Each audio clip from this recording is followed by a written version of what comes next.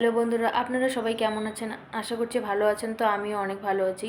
তো আমাদের একটা গুরুত্বপূর্ণ বিষয় হলো ফেসবুকের নতুন নতুন নোটিফিকেশন পেতে হলে আমাদের প্রত্যেক সপ্তাহে ফেসবুকটিকে আপডেট করতে হবে। তো আমরা কোথা থেকে আপডেট করব, কিভাবে করব, সেই সেটিংসটা আমি দেখাবো। তো চলুন স্ক্রিন রেকর্ডে দেখা যাক। প্রথমে আমি প্লে স্টোরে অ্যাপটিতে যাব, গিয়ে যে লোগোতে ক্লিক করব।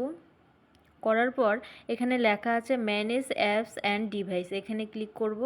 করার পরে যে আপডেটস, এই যে আপডেটস, এখানে আমার 1 2 3 4 5 5টি আপডেট এসেছে। তো আমি 5টি আপডেট করে নেব। এই যে এখানে ফেসবুক আপডেট এসেছে। তো এখানে আমি আপডেট অল মানে সবগুলো আপডেট দিয়ে দেবো। এই যে এইগুলো যখন আপডেট হয়ে যাবে তখন আর কিছু দেখা যাবে না।